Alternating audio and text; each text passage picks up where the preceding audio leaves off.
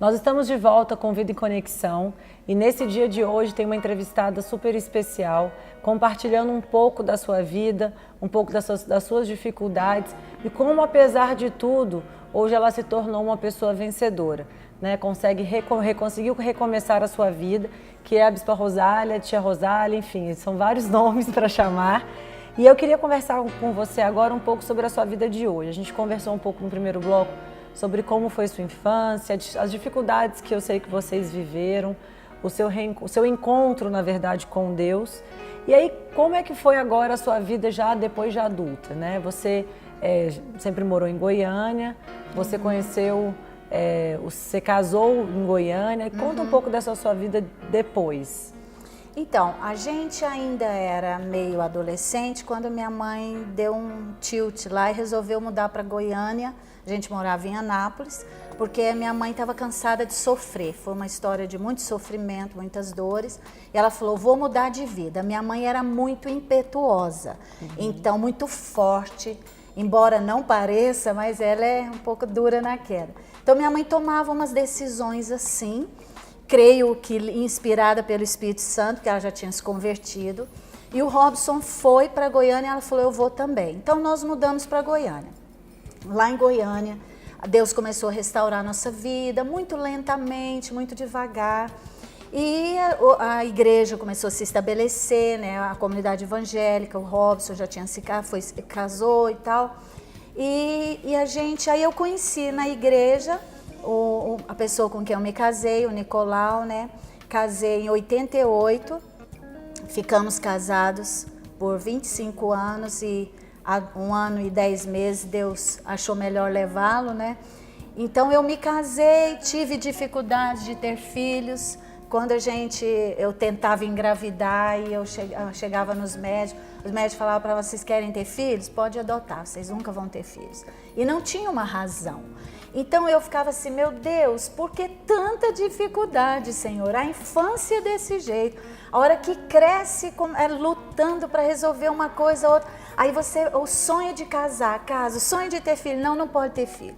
Então essas lutas eram sempre constantes. Eram constantes.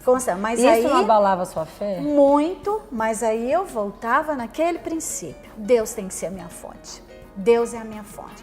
Então, me casei, aí fiquei 5 anos tentando engravidar. Tive 2 experiências de inseminação artificial. Uma com um médico renomadíssimo em Ribeirão Preto, e tem famosos que tiveram filhos e tal. Nenhuma deu certo. Quando eu fiz a segunda, eu falei, Senhor, tudo bem, o Senhor não quer me dar filho? Tudo bem, eu vou te servir, te amar do mesmo jeito. 6 meses depois eu estava grávida, ninguém acreditou. Veio João Pedro, lindo, fofo, né, que hoje já está com 21 anos. Aí eu falei, bom, Deus nos alegrou o coração, Deus satisfez, nos honrou. 1 ano e meio depois eu estava grávida. Veio a Ana Júlia, que hoje está fazendo 19 anos, linda. Então, assim, eu vi que realmente Deus podia nos levar a ir além. Que era uma dificuldade? Não sei o que foi, mas se existiu, Deus realmente curou. Então, nossa vida foi assim, a gente foi criando os filhos com muitas, né, lutas e tudo, mas nós conseguimos estabelecer uma família muito boa. Minha casa, meu casamento sempre foi um casamento muito bom. Servimos ao ministério, dedicamos nossa vida ao ministério. E em 2006, quando seu pai foi fazer parte da política, né, ele nos chamou para vir, para estar apoiando ele aqui em Brasília, na igreja. Então foi quando nós nos mudamos para cá e coincidentemente foi quando a gente descobriu que meu marido tinha uma doença muito grave e que aqui em Brasília também que começou a etapa do tratamento dele. E vocês já sabiam dessa doença antes? Não. Nenhuma possibilidade, Nenhuma possibilidade. A doença que ele tinha era hepatite C, ele contraiu, quando era adolescente, ele morava no interior do Paraná, fez uma cirurgia e naquela época não tinha cuidados, então ele deve ter recebido um sangue contaminado. Ok, saiu da cirurgia, cresceu, nos casamos e quando nós estávamos pastoreando uma igreja em Anápolis, porque de Goiânia nós fomos para Anápolis, E lá ele começou a não ficar bem, fomos procurar, investigar, ele descobriu que tinha hepatite C.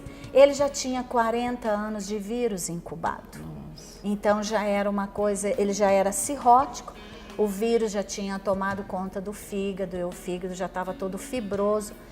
E nesse momento a gente foi procurar ajuda, então aqui que em Brasília foi essa fase coincidente. E aí ele começou a tratar. Ele fez um tratamento com remédio disponível na época. Isso foi em 2006, ele fez 1 ano de tratamento. Só que na hepatite são 4 tipos de vírus e ele tinha o tipo mais agressivo e que até hoje 40% da população não é compatível com o medicamento que tem no Brasil. Então ele usou um remédio por 1 ano que não deu efeito. Aí os médicos daqui encaminharam para um transplante. Quando nós começamos essa luta e foi inscrever, ele foi para São Paulo, se inscreveu no Hospital Albert Einstein para a fila de transplante. Fez a cirurgia, foi uma cirurgia grave, mas deu tudo certo. Só que ele ficou 45 dias na UTI e mais 30 no hospital. Então saiu sem andar, sem falar, sem comer, perdeu toda a mobilidade. Mas foi recuperando aos poucos. Na verdade, os médicos falaram, foi um milagre. E aí você teve uma oportunidade, na verdade, de viver mais um tempo, né? Depois que ele fez um transplante, como se Deus tivesse dado um presente para vocês. Foi. Lia, eu vejo, olha, assim, a coisa mais certa que eu fiz na minha vida foi entregar minha vida nas mãos de Deus. Porque eu vejo que eu não tinha estrutura, nem física, nem emocional, nem financeira, nem natural, nada para ficar sem meu marido naquele momento. A gente pensa que o câncer é muito duro. Não tem dúvida. Mas a doença hepática, ela judia muito do cérebro da pessoa. Eu não sabia disso, porque você que me contou. Ele altera todo o sistema neurológico. Totalmente. Ela causa encefalopatia hepática. Os médicos me explicavam o seguinte, imagina um carro que de repente o motor enferruja. É o cérebro.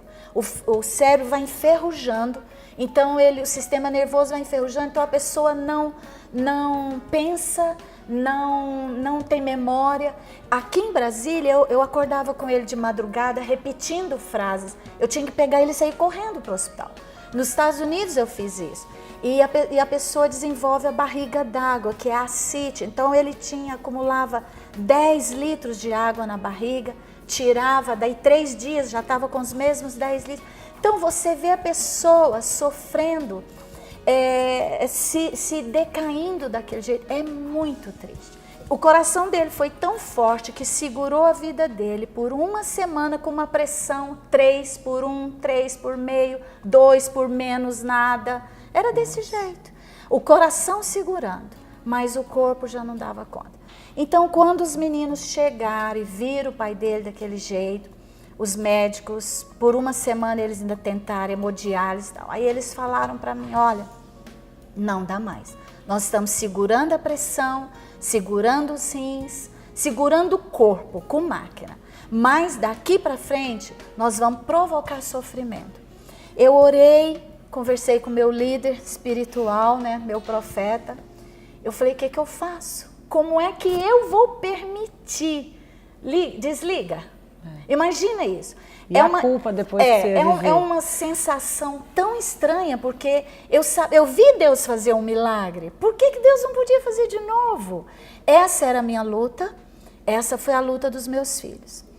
E aí eu cheguei para os médicos quando eles falaram, nós não podemos, a partir daqui vai contra a nossa ética, nós estamos obrigando o corpo dele a ir além de onde ele não pode.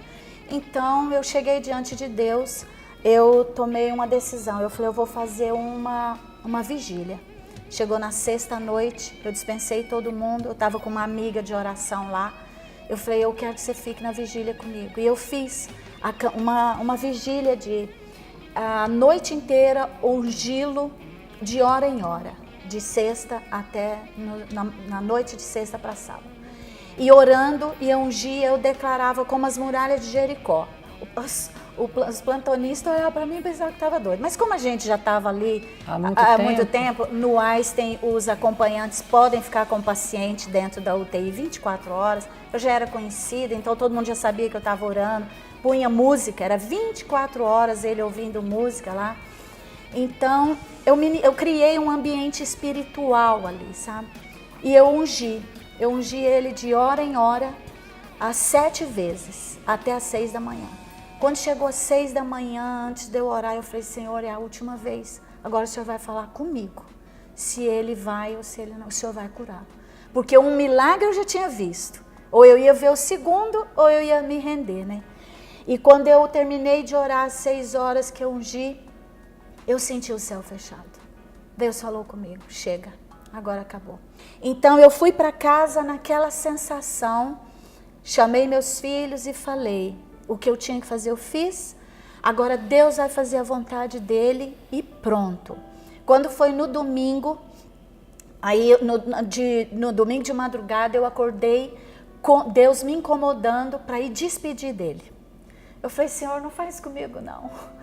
Sabe, mas aquele desconforto, eu falei, então tá, chamei meus filhos e falei, olha, Deus falou comigo para eu despedir do papai. Eu não quero despedir dele um pedaço, uma massa sem nada. Eu não quero despedir dele em público, eu quero um momento eu e ele. Então eu quero falar para vocês o que eu vou fazer. Se vocês quiserem, vocês podem ir, é direito de vocês. Eles quiserem, nós somos. Esse foi o pior dia da minha vida. Então eu cheguei lá, eu conversei, eu me despedi, eu me lembrei dos momentos bons, né? Agradeci, fui muito grata, declarei tudo que nós vivemos de bom, das nossas conquistas. E eu falei para ele, bem, Deus te ama tanto que Ele quer você mais cedo. Ele estava com 55 anos, muitos sonhos, você conheceu, né? Seu tio, você sabe que muito batalhador, conquistou muita coisa para nós, para mim, para os meus filhos e me amou a vida inteira, foi fiel a vida inteira, um pai maravilhoso. Tivemos dificuldades de casal, mas fomos parceiros na vida. Então, eu vi de novo, Deus é a minha fonte. Porque o meu desespero era, e se os meus filhos desesperarem? E se eles se desajustarem? E se eles se revoltarem contra Deus, o que vai ser de mim? E olha, não, milagre. Eu tenho vivido milagres. Aí chegou a vez deles se despedirem do pai. Fizeram, cada um no seu momento, fizeram. Isso foi no domingo, despedimos, fomos embora. E aí eles falaram para mim, mãe, eu não quero voltar lá mais. Para eles tinha encerrado, eles viram o estado físico dele. Passou segunda, quando foi terça de manhã, eu acordei, eu vou embora, eu preciso ir embora. Agora isso é loucura, meu marido está internado na UTI, não faleceu e eu vou embora. Mas tinha uma coisa dentro de mim que falava, eu preciso ir embora, eu preciso ir embora, eu preciso ir embora. Eu tinha alugado um apartamento em São Paulo, estava com meus filhos, minhas cunhadas, um apartamento pequeno, estava muito estressante, eu não estava suportando aquilo. E eu falei, eu vou agir segundo o que Deus está pondo no meu coração, né? Sempre fui muito fiel a esse sentimento que Deus punha no meu coração. Pedi para providenciarem passagem, comprei, e eu falei, antes de ir eu vou passar no hospital e vou despedir dele de novo. E era 5 horas quando eu cheguei no hospital, meu voo era para as 10. Passei lá no Einstein, meus filhos falaram, não quero entrar, nós não vamos entrar. Eu falei, ok, eu entro. Quando eu entrei na UTI de novo, aí eu fiquei chocada. Já não era mais ele, o corpo já estava no final. Mas aí, mais uma vez, assim, você é casada, acho que todo mundo que é casado sente um pouco disso, da dependência, a interdependência do casal, né? Nicolau e eu éramos muito assim. A gente não fazia nada sem o outro autorizar. Então, parecia que eu sentia que era isso. E eu cheguei para ele ali e falei, bem, eu vim aqui pela última vez que eu vou te ver. Eu estou indo embora. Eu, João Pedro e Ana Júlia, vamos embora. Eu vou para Goiânia e agora chegou a hora. Você pode ir. Li, eu comecei a orar no quarto e eu senti que tinha anjo ali esperando por ele. Que faltava, era como se faltasse assim... Uma permissão. Uma permissão para o fio de prata se romper. E eu falei, bem, tem um anjo. Pega na mão dele, vai, pode ir. Eu vou ficar bem. Nossa. Eu vou ficar bem, pode ir. E aí fiquei mais um tempo ali com ele e tal, e beijei, despedi de novo e fui. E eu fui, o meu voo era às 10. Quando eu saí de São Paulo às 10, ele faleceu 10h25 da noite. Nossa. Eu queria, antes de tudo, que você desse uma palavra, porque assim, para nós falarmos algo para uma pessoa que viveu todo esse sofrimento é muito difícil, porque hoje você enxerga a sua vida e fala assim, gente, eu reclamava, eu quebrei o pé, por exemplo, né? E aí, quando a gente vê um sofrimento de verdade e participa dele de perto, você realmente vê o que é uma dor de verdade, né? O que é a dor da ausência, o que é a dor de você ter a pessoa que você mais amava e não ter mais ela ali. E é uma coisa que você falou para mim uma vez que eu nunca esqueci, que você falou, Lia, até aqui em casa, você falou assim, as pequenas coisas, elas param de ser importantes, né? Você falou, uma briguinha que a gente tinha no carro. Hoje eu falo, gente, eu sinto falta até disso. Isso, exatamente. E aquela coisa de você ver algo na estrada e você lembrar da pessoa. E isso acho que você vai carregar a vida toda. Saudade, né? A saudade, as lembranças, os momentos bons, os momentos ruins que fizeram você ser quem você é hoje também. Mas eu queria que você falasse para as pessoas que estão em casa que muitas podem estar passando por um problema ou tão grande como o seu, ou muito pequeno, mas sofrendo da mesma dimensão. E elas não conseguem enxergar um amanhã, né? Elas não conseguem olhar para o céu e falar assim, Deus, eu sei que amanhã é um dia novo. E às vezes elas talvez não tenham Deus, ou tenham esquecido Deus, ou talvez não acreditem. E aí eu gosto de usar esse momento para que as pessoas possam enxergar que existe um futuro, mesmo que a gente ache que seja impossível, né?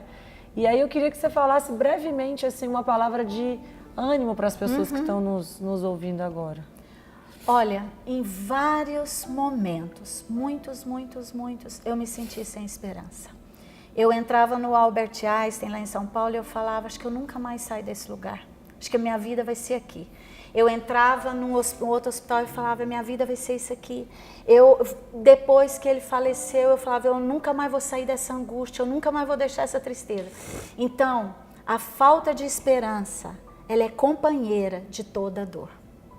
A desesperança, ela vem junto. E a única saída para isso é permitir que a graça, que o amor de Deus entre na gente de uma forma que seja maior que ela. É a saída, para mim foi a saída. É eu pegar a presença de Deus, eu chorar na presença de Deus, eu clamar a Deus, porque ninguém pode fazer nada por você. Não espere de ninguém. Não espere de alguém da família, não espere de amigo, não espere de filhos, não espere de dinheiro, não espere de nada ou de ninguém, nem remédio. Nem remédio. Nada tira a gente dessa situação. Nada traz a esperança, nada renova a esperança, a não ser Deus, a sua presença, a sua paz, o seu amor. Queria muito agradecer a sua presença, dizer que sua história ela comove todos nós, a gente sabe o tanto que está sendo difícil e eu sei que isso vai motivar muitas pessoas que estão em casa e elas vão olhar e falar, eu preciso desse Deus, né? Vou atrás desse Deus porque se você conseguiu, né, você também pode conseguir, né? Com certeza. Então eu queria agradecer muito a sua presença, agradecer a sua presença que está em casa. Espero que vocês tenham gostado e a gente fica por aqui, a gente se encontra semana que vem.